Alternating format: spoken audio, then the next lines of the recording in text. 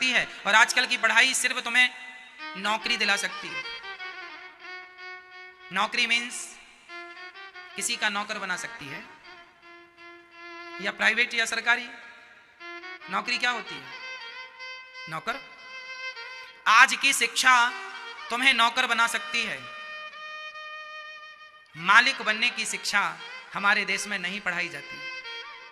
बताओ कौन से कॉलेज में व्यापार के सिद्धांत दिए जाते हैं? बताओ कौन सी यूनिवर्सिटी में तुम्हें व्यापार बिजनेस सिखाया जाता है? हमारे भारत की पढ़ाई सिर्फ नौकर बनाती है, इसलिए भारत नौकर बनने चला है। अरे मालिक बनाने की शिक्षा होती तो भारत मालिक बनता, लेकिन मालिक कोई नहीं बनना चाहता, सबको नौकरियां चाहिए। मालिक क्यों नहीं बनना चाहते? नौकरियां लेने वाले ना बनो, नौकरियां देने वाले बनो।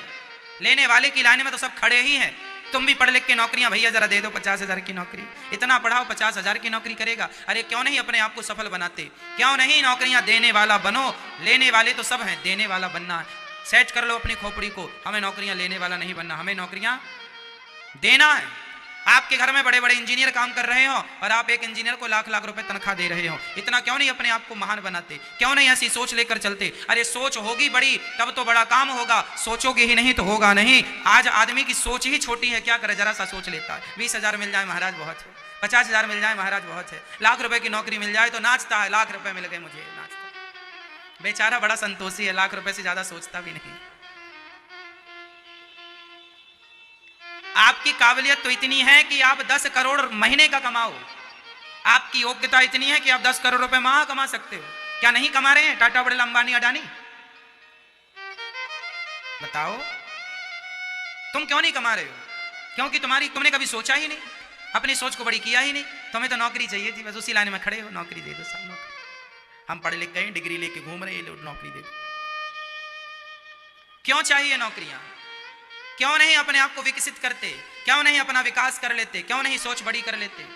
क्यों लाख रुपए में संतोष कर लेते हो? अरे लाख रुपए की नौकरियां छोड़कर अब 50 लाख का काम करो, 50 लाख कमाओ महीने में, बड़ा काम करो, बिजनेस करो। जीवन में रिस्क लेना पड़ेगा। क्यों जी लेना पड़ेगा? जीवन में रिस्क लेना पड़ता है बड़ा बनने के लिए। बड़ा बन जाना मजाक नहीं है, मेहनत चाहिए, मेहनत। पर असंभव भी नहीं है, nothing is impossible, everything is possible. इस धरती में कोई भी काम असंभव हो तो मुझे बताओ, मैं करके बता दूं आपको। कोई काम असंभव नहीं है, करने वाला सब कर सकता है और नहीं करने वाला कुछ नहीं कर सकता। 2020 देख रहा है, छक्का चौका। ये कौन लोग हैं? कुछ ना करने वाले बेचारे, टीवी देख के टाइम पास कर, कोई काम धाम तो है नहीं, टाइम पास कर रहे हैं। इन लोगों से देश नहीं चलेगा। क्यों जी? आप बताओ, जो मेरे नौजवान दोस्त भाई सुन रहे हैं, आप बताओ, घर में बैठ के आपका घर चल जाएगा? आपका नाम हो जाएगा? अरे कुछ करना है तो हिम्मत हारे मत बैठो।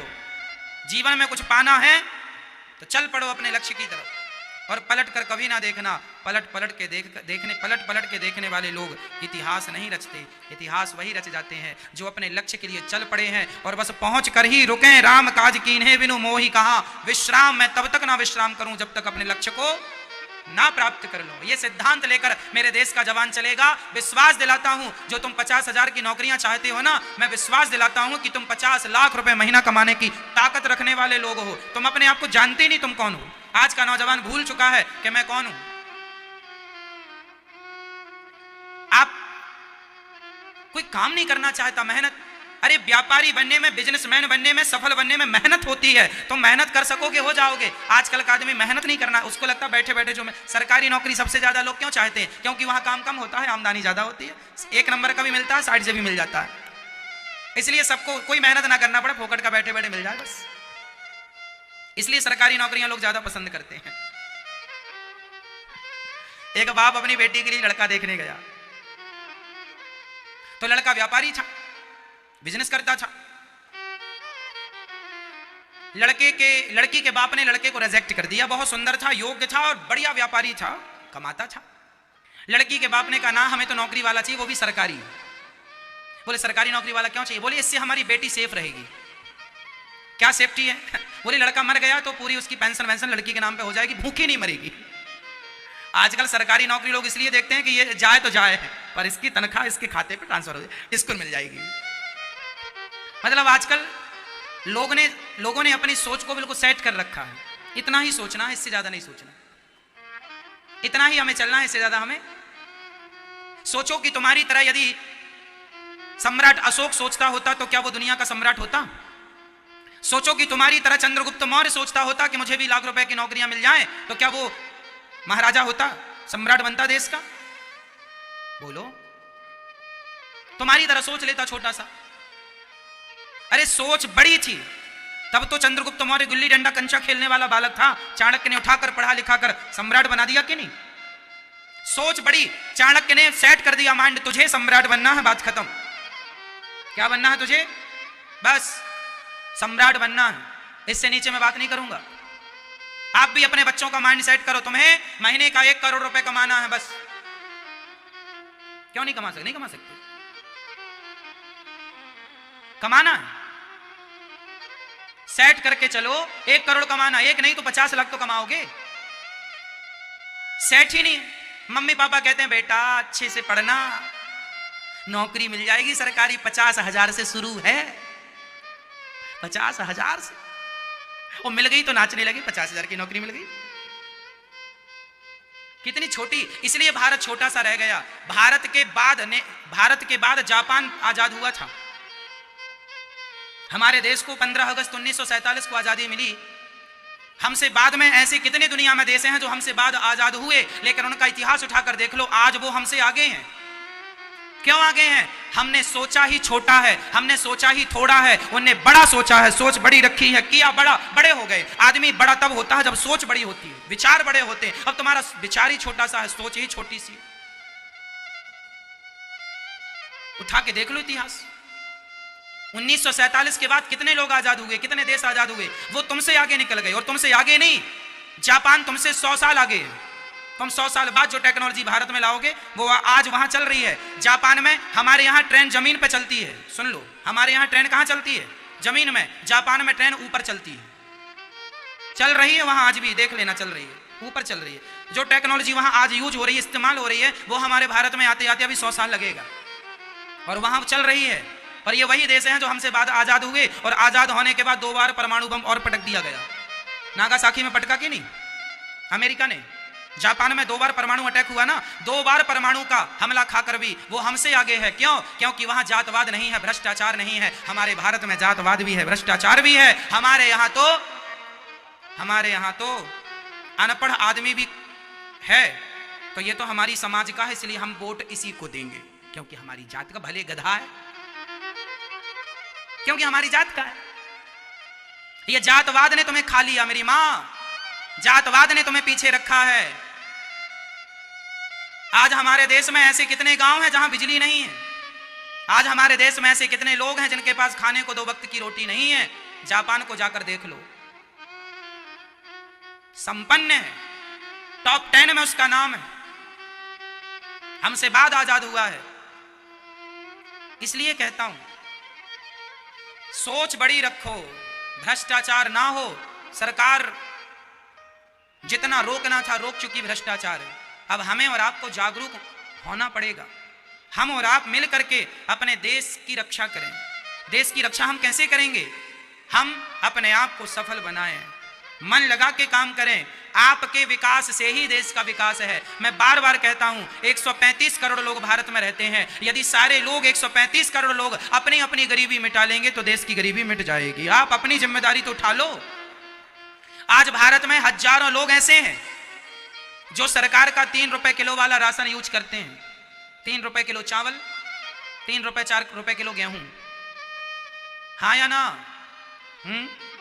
ना। मैया बोलो हाँ या ना? आज भी हमारे देश में 3 रुपए किलो वाला चावल, सरकारी चावल बहुत गरीब लोग लेते हैं। क्यों लेते हैं? उनकी मजबूरी है। जबकि होना क्या चाहिए? जो लोग 3 रुपए किलो वाला चावल लेके खाते हैं, मैं आपसे कहना चाहूंगा मेरे देशवासियों, आप अपने आप को सफल क्यों नहीं बनाते? आप क्यों नहीं मेहनत करते? 3 रुपए किलो वाला चावल खा करके आप अपने आप को क्यों अपाहिज कर रहे हैं? किसका फायदा है इसमें बताओ? जमाना तो चाहता ही है कि तुम गरीब बने रहो। तुम्हारी गरीबी से भी बहुत लोगों को फायदा है। खासकर बड़े बड़े नेताओं को ना गरीबों से बहुत फायदा मिलता है। यदि तुम पढ़ लिख जाओगे, यदि तुम समझदार हो जाओगे तो शायद नेता घबरा जाएं।